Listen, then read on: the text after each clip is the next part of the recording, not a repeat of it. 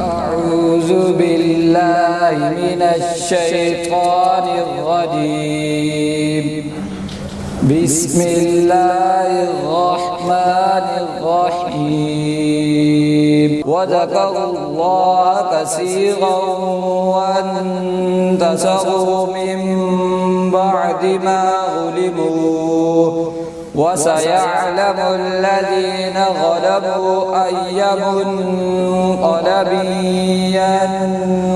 ينقلبون صدق الله العظيم.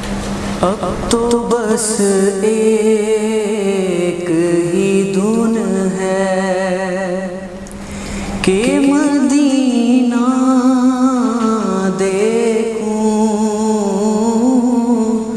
اب تو بس ایک ہی دھن ہے کہ مدینہ دیکھوں، اب تو بس ایک ہی دھن ہے. حال دل کس کو سنائیں آپ کے ہوتے ہوئے، حال دل کس کو سنائیں آپ کے ہوتے ہوئے. نعت سرکار کی پڑھتا ہوں میں، نعت سرکار کی پڑھتا ہوں میں. پھر اسی بات سے گھر میں میری رحمت ہوگی. نعت سرکار کی پڑھتا ہوں میں، پھر اسی بات سے گھر میں میری رحمت ہوگی. میں کشو مدینے چلے، میں کشو مدینے چلے. تسکسا کیے کوثر سے پینے چلے، تسکسا کیے کوثر سے پینے چلے. یاد رکھو اگر، یاد رکھو اگر اٹھ گئی ایک نظر، جتنے خالی ہیں سب جام بھر جائیں گے. حامی بے کساں کیا کہے گا جہاں، حامی بے کساں کیا کہے گا جہاں. آپ کا نام لے لے کے مر جائیں گے. تاجدار حرم، تاجدار حرم، تاجدار حرم. زلف سرکار سے جب چہرہ نکلتا ہوگا، پھر بھلا کیسے کوئی چاند کو تکتا ہوگا. اہلی ماں تو بتا کہ تو نے تو دیکھا ہوگا. اہلی ماں تو بتا کہ تو نے تو دیکھا ہوگا. کیسے تجھ سے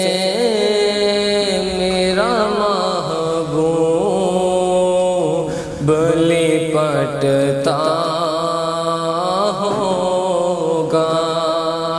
کیسے تجھ سے میرا محبوب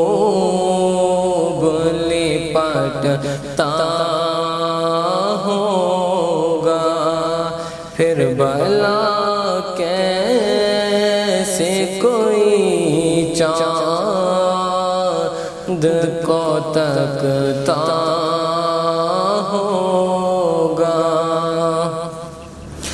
کتنی خوش بخت ہے طیبہ کی وہ گلیاں یارو، ہاں کتنی خوش بخت ہے طیبہ کی وہ گلیاں یارو،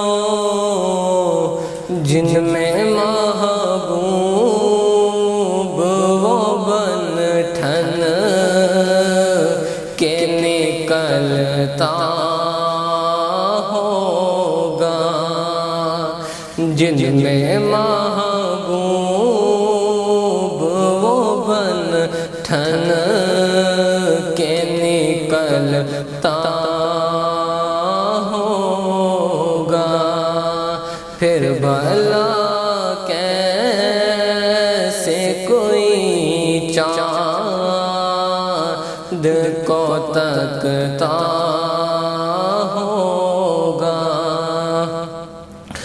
مجھ کو معلوم ہے طیبہ کی جدائی کا اثر، ہاں مجھ کو معلوم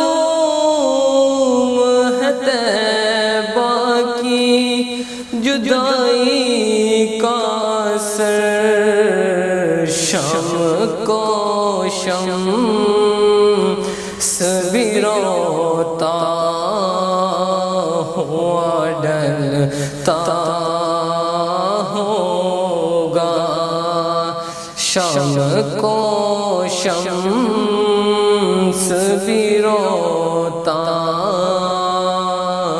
ہوا ڈلتا ہوگا، پھر بھلا کیسے کوئی چاند کو تکتا ہوگا۔ بسم اللہ الرحمن الرحیم۔ ایک بات یاد رکھیں کہ کبھی اپنی زندگی اس پر نہ گزارنا کہ لوگ کیا کہیں گے۔ ہمیشہ یاد رکھیں کہ لوگ تمہیں ہمیشہ ناکام دیکھنا چاہتے ہیں، اور ایک بات زندگی میں یاد رکھنا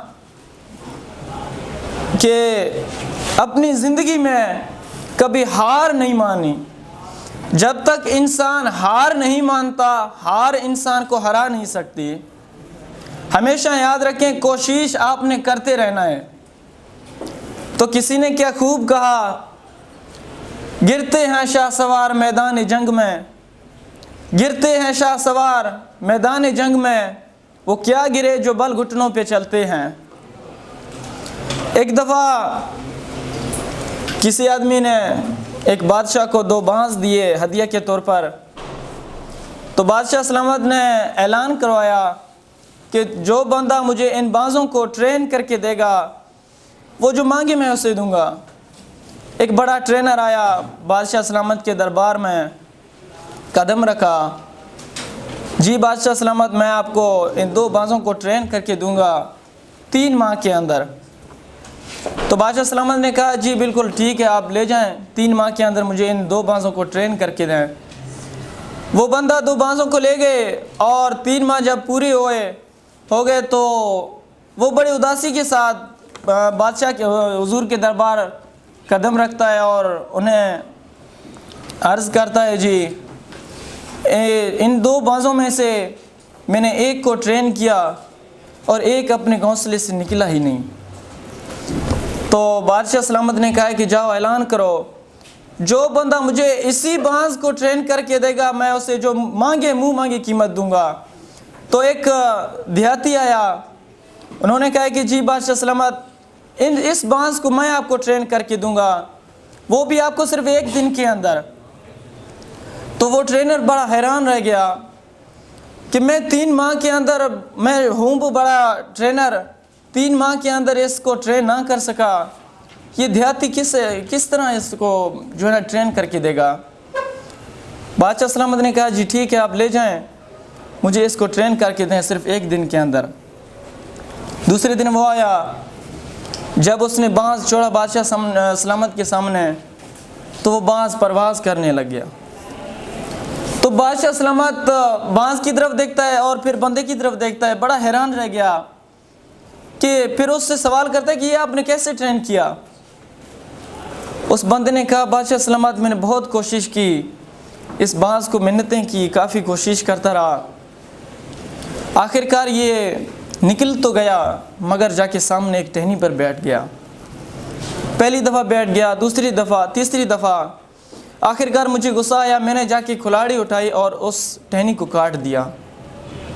پھر جب میں نے اس بانس کو اپنے گھونسلے سے نکالا تو وہ بانس پرواز کرنے لگ گیا. تو بادشاہ سلامت نے کہا ہے کہ اس سے ہمیں کیا ظاہر ہوتا ہے کہ یہ ٹہنی پر کیوں بیٹھتا تھا. اس نے کہا ہے کہ اس بانس کے اندر شوق تو تھا پرواز کرنے کا, لیکن اس کے سامنے ایک ٹہنی جو تھا وہ اس سے آگے پرواز کرنے نہیں دیتا تھا. میں نے اس ٹہنی کو کاٹ دیا تو وہ آسمان کی طرف پرواز کرنے لگ گیا. تو اسی طرح آپ اپنی کوشش کو جاری کرتے رہنا ہے, کبھی اپنی کوشش کو چھوڑنا نہیں ہے, کیونکہ آپ کی زندگی میں بھی جب آپ ناکام ہوتے ہیں تو آپ کہتے ہیں کہ اب بس یہ کام مجھ سے نہیں ہو سکتا, اب یہ میں نہیں کر سکتا, میرے ہاتھ سے یہ نکل چکا ہے. تو اسی طرح آپ کے زندگی میں بھی جو کافی مشکلات آپ کے سامنا آپ ان کے کرتے ہیں تو آپ کے جو ہے نا زندگی میں اسی طرح ٹہنی آتے ہیں جو آپ نے وہ ٹہنی کاٹنا ہوتا ہے, اور جو آپ نے زنجیریں ہوتی ہیں وہ توڑنی پڑتی ہیں. تو اسی طرح آپ نے اپنی کوشش کو جاری کرتے رہنا ہے, انشاءاللہ ایک نہ ایک دن ضرور آپ کی مقدر بن جائے گی کامیابی, اور آپ ایک نہ ایک دن ضرور آسمان کی طرف پرواز کرنے لگ جائیں گے, جو کہ دنیا آپ کی پرواز کی منتظر ہے. بسم اللہ الرحمن الرحیم. السلام علیکم. تو آج کا میرا ٹاپک تھوڑا سائنس اور اسلام کے ریلیٹڈ ہے, تو میں اس کو ایکسپلین کرنا چاہوں گا, اپنی طرف سے پوری کوشش کروں گا کہ آپ لوگوں کو سمجھا سکوں.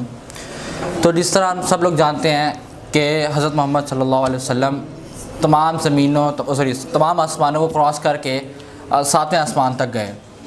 تو اب اللہ تعالیٰ نے قرآن مجید میں اس بات کو فرمایا ہے کہ زمین اور آسمان کے درمیان ہر چیز اللہ تعالیٰ کو سجدہ کرتی ہے. تو سجدے کا مطلب, سجدہ تو ہم جانتے ہیں کہ کس طرح سجدہ کیا جاتا ہے, مطلب پراپر ایک جھکا جاتا ہے. تو اس کا کیا مطلب ہے کہ تمام سیارے, سورج, چاند وغیرہ ہر چیز جھکتی ہے؟ نہیں. تو اس کا مطلب کوئی نہ کوئی ایسی چیز ان سب کے درمیان کامن ہونی چاہیے, ان سب میں, کہ جو ان سب میں کامن ہو گیا, اگر وہ سب ہر چیزیں سجدہ کرتی ہیں. تو 1609 میں ایک سائنٹسٹ گلیٹ نام تھا اس کا, تو جرمن سائنٹسٹ تھا وہ. تو اس نے 2 لینزز کو ملا کے ایک مائکروسکوپ بنایا, ٹیلیسکوپ بنایا, جو کہ عموماً اس وقت میں پہلے یوز کیا جاتا تھا, لیکن وہ صرف جنگوں وغیرہ میں استعمال کیا جاتا تھا, فوجیوں کے طور پہ کہ دور سے دشمن کو دیکھا جائے. تو اس نے اس چیز کو جوڑا, اور اس نے وہ واحد پہلا شخص تھا جس نے اس کو جوڑ کے آسمان کی طرف پہلی دفعہ ٹیلیسکوپ کا رخ کیا تھا.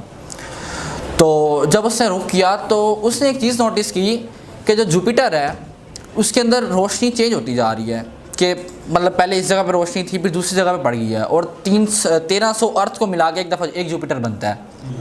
تو اس نے اس چیز پہ نوٹس کیا کہ یہ کیا وجہ ہے کہ وہ اس کی روشنی چینج ہو رہی ہے, یعنی وہ موو کر رہی ہے, یعنی وہ سورج کے گرد چکر لگا رہی ہے. تو اس ٹائم کے جو کرسچنس کے ہیڈ ہوتے تھے نا, تو وہ ان کے مائنڈ میں یہ بات تھی کہ زمین ساکن ہے. آج کے دور میں بھی علماء کرام اس بات کے متفق ہیں کہ زمین ساکن ہے, زمین موو نہیں کرتی. تو حالانکہ مطلب اس کی وجہ اصل ریزن یہ بنتی ہے کیونکہ حدیث میں اس بات میں آیا گیا ہے کہ جب اللہ تعالیٰ نے زمین کو بنایا تو زمین کانپنے لگی, تو اللہ تعالیٰ نے پہاڑوں کو میخے بنا کے اس میں لگا دیا, یعنی زمین رک گئی, زمین ساکن ہوگی. تو اس لیے علماء اکرام اس بات پہ مطلب ڈٹے ہوئے ہیں, اسی بات میں متفق کرتے ہیں کہ زمین ساکن ہے. تو اس ٹائم کے کرسچنس کے ہیڈ نے جب یہ بات سنی کہ وہ شخص آگے کہہ رہے ہیں کہ زمین موو کرتی ہے, تو ان کو تو غصہ آ گیا. انہوں نے اس کو یہ سزا دے دی کہ وہ ساری زندگی اپنے گھر سے باہر نہیں آئے گا. تو اس کی یہ سزا طے پائی. بہرحال وہ شخص اپنے گھر میں بند ہو گیا, لیکن اس نے گھر میں بھی ریسرچ جاری رکھی ہے. کئی سال اس نے ریسرچ کی, جو اس کے پروسیس تھا اس نے سارا لکھ لیا. 350 سال بعد جب سائنٹسٹ نے اس بات پہ پراپر ریسرچ کی تو یہ بات واضح ہوئی کہ زمین سورج کے گرد چکر لگاتی ہے. تو اس کے بعد وہ جو تمام کرسچن اسکیڈ تھے مطلب جو اس ٹائم میں تھے انہوں نے معذرت وغیرہ کی، اس کے مطلب وہ تو ڈیتھ کر چکا تھا، جو بھی ان کا پروسیس تھا انہوں نے معافی مانگی تمام دنیا سے کہ ہماری بات غلط تھی۔ تو زمین اور تمام سیارے سورج کے گرد چکر لگاتے ہیں، تو سورج کس کے گرد چکر لگاتے ہیں؟ تو سورج بلیک ہول کے گرد چکر لگاتا ہے، اور لاکھوں کروڑوں سورج مل کر ایک گلیکسی بناتے ہیں جو ہماری گلیکسی ہے، اس کا نام ملکی وے گلیکسی ہے، اور کئی ہزار گلیکسیاں مل کر ایک کلسٹر بناتی ہیں، اور وہ کئی لاکھ ہزار کلسٹر مل کر سپر کلسٹر بناتے ہیں۔ یہ بہت لمبی پروسیس ہے، یہ سب ایک دوسرے کے گرد چکر لگاتے ہیں۔